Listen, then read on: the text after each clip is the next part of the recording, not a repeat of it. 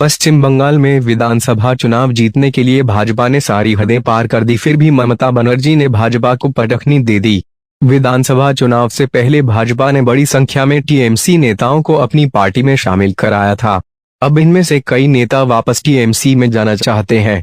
इन नेताओं का कहना है कि दीदी का साथ छोड़कर भाजपा में जाना गलत फैसला था। हमें ऐसा नहीं करना चाहिए था। दीदी हमारी जान है, हम दीदी के बिना जिंदा नहीं रह पाएंगे। विधानसभा चुनाव से ठीक पहले सगछिया विधायक सोनाली गुहा ने टीएमसी छोड़कर भाजपा की सदस्यता ग्रहण कर ली थी। वहीं मालडा के हबीबपुर विधानसभा क्षेत्र की कदावर नेता के तौर पर अपनी पहचान रखने वाली सरला मुर्मू ने टीएमसी छोड़ दिया था और भाजपा में शामिल हो गई थी। अब इन दोनों नेताओं ने सार्वजनिक रूप से सीएम ममता बनर्जी से माफी मांग ली है। टीएमसी द्वारा तीसरी बार सरकार बनाने के बाद इन नेताओं को भाजपा में अपना भविष्य अंधकारमय नजर आने लगा था। पूर्व विधायक सोनाली गुहा ने कहा है कि दीदी को मुझे माफ करना ही होगा, नहीं तो मैं जिंदा नहीं रह पाऊंगी। जैसे मछली बिन पानी जिंदा नहीं रह सकती, वैसे ही सोनाली गुहा टीएमसी के बिना जिंदा नहीं रह पाएगी। सोनाली ने कहा कि दीदी मैंने भावनाओं में बहकर गलत फैसला ले लिया था। एक बार फिर से मुझे अपनी आंचल के नीचे रहने का मौका दे दीजिए दीदी।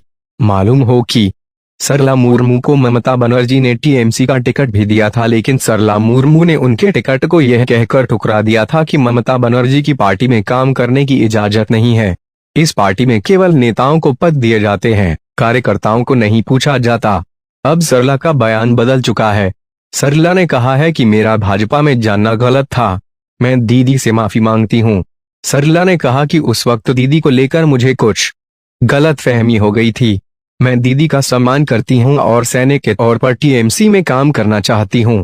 बंगाल की राजनीति की समझ रखने वालों का कहना है कि इस बार जैसा तगड़ा माहौल भाजपा के पक्ष में बना था, वैसे आने वाले 20 सालों में भाजपा के लिए नहीं बनने वाला।